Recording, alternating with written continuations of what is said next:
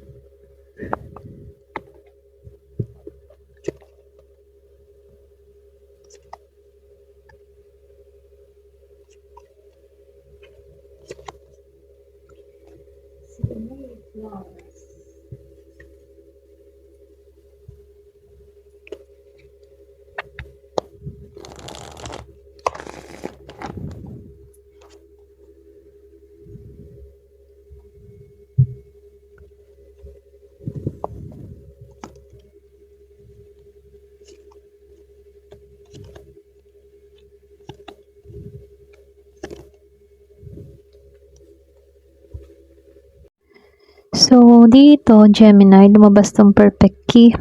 Then, listen. Kumbaga dito, no? Meron nung nakikitang opportunity na darating para bang susi para sa'yo, okay? Kumbaga, ito yung solusyon sa isang problema or pwede rin meron ka mga problemang nararanasan ngayon. So, meron nung nakikitang pagbabago, okay? Kumbaga, meron ka ditong mariresolve na problem. Pwedeng meron ditong parating na isang offer or pwede rin meron ditong taong paparating. So, yung iba sa inyo, ito yung pagkakataon na eksaktong kailangan mo, okay, dito sa The Perfect Key. Kumbaga, nakikitaan ko dito, hindi mo inaasahan to. Ito pa rin yung magiging daan para magbukas yung panibagong chapter mo. Pwede yung iba sa inyo, isang tao yung parating sa buhay mo.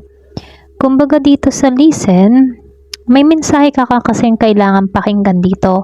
Maaring meron ditong conversation or pwede ring advice. Kumbaga, no, nakikitaan ko dito, yung listen kasi pwedeng meron dito mag-a-announce sa'yo, tawag or chat na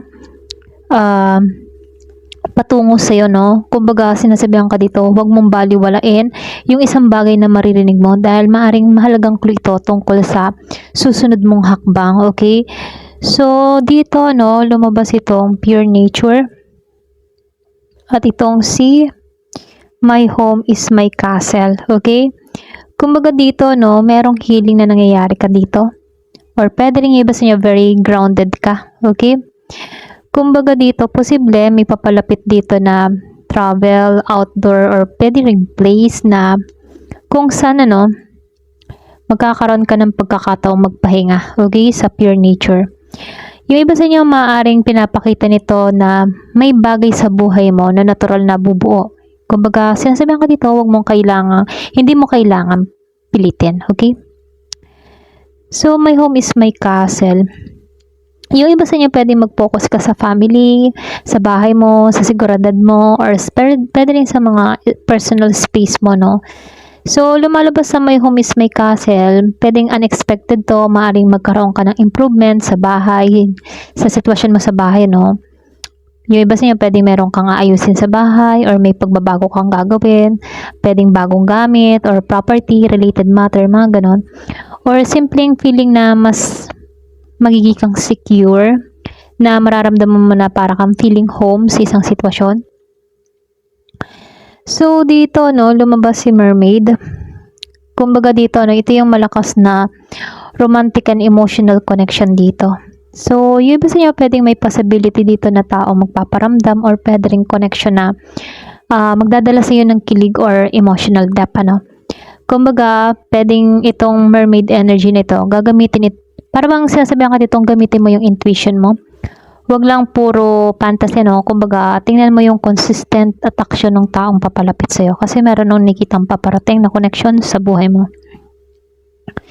So, dito, lumabas itong travel at itong intuition. Yung iba sa inyo, literal na paglalakbay ito or pwede rin may pagpunta sa ibang lugar or meron kang pag-relocate. Posibilidad yon sa travel or pwede rin nagbabala ka.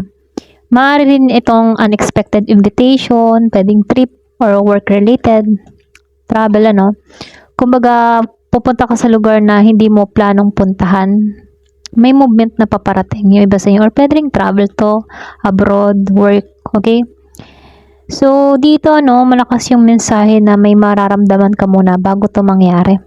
Para bang may kutob kang may darating or something na may magbabago. Yung iba sa inyo, pwedeng mapapansin mo na parang tama yung instinct mo, okay? So, sinasabihan ka dito, trust your guts. Pero samahan din ng practical judgment. So, dito, lumabas itong crossing and sunshine girl, okay? Kumbaga, sa crossing dito, pwedeng iba sa inyo, nasa transition ka. Para bang tatawid ka mula sa isang sitwasyon papunta sa pagbabago. Pwedeng iba sa inyo, nakaranas ka ng pagkabigo, Pero nakikita ko dito, may pagbabagong magaganap. Kumbaga, aalisan mo na yung mga karanasan mong mabibigat, Para bang patungo ka sa pagbabago. Or pwede rin yung iba sa inyo, merong paglipat ng environment. Or pwede rin, yung iba sa inyo, meron kang tatanggalan sa iyong emosyon. May pagbabago din sa relationship, yung iba sa inyo. Or merong opportunity na paparating na magdadala sa iyo ng bagong direksyon. So, lumabas itong sunshine girl, very positive. Pwede yung iba sa inyo, makukuha mo yung attention na gusto mo. Magiging masaya ka. Very confident lang yung energy nito, Para bang positive lang siya. Yung iba sa inyo, maaaring mapansin ka or pwede rin ma-appreciate ka. And then, yung iba naman sa inyo, magkakaroon ng moment na ikaw yung nasa spotlight. Pwede may mga bagay na magpapasaya sa'yo unexpectedly. Okay? So, dito, lumabas itong unity. So, merong partnership na mangyayari, reunion, agreement, or pwede rin collaboration. So, dalawang energy yung magkakaroon ng alignment dito. Maaaring ito yung love connection, friendship, or pwede rin family reconciliation. So, meron ditong isang taong makakatulong sa iyong goal, okay? So, dito lumabas ito, Six of Cups and the Three of Cups. Kumbaga, strong sign to ng past connection. Maaaring iba sa inyo, meron ditong taong dati mo nang kakilala or babalik mula sa communication, Or pwede rin isang bagay mula sa past ang muling lalabas. So, lumalabas dito yung nostalgia, mga memories na magbabalikan. So, dito sa Three of Cups, meron ako nakikitang celebration, reunion, or pwede rin good news na paparating. Maaari kang ma-invite sa mga gathering or pwede rin, yung iba sa inyo, pwede magkaroon dito ng dahilan para mag-celebrate. Kasama rin dito yung mga support mula sa mga friends or pwede rin community. Okay? So, dito, lumabas ito, si Queen of Swords at itong si Eight of Cups. Yung iba sa inyo, magiging kang matapang. Kumbaga, selective ka. Kumbaga, medyo choosy ka sa yung bang pagpili ng mga tao na papapasukin mo sa buhay mo. Kumbaga, hindi ka basta-basta naniniwala sa mga salita lamang, Kapag merong mga taong, alam mo yun, yung bumabalik or may opportunities, parang sinusuri mo muna kung deserving ba ito sa attention mo. So, dito, lumalabas din dito sa Eight of Cups. Yung iba sa inyo, may isang bagay kang iniwan behind or pwede rin interesting part to, Kasi kahit may mga bagong opportunity, kailangan mong bitawan yung isang emotional attachment, Or pwede rin sitwasyon na hindi nagbibigay sa'yo ng fulfillment, okay? So, ito yung pinakamalakas, si Ace of Pentacles. So, ibig sabihin, bagong tangible opportunity to.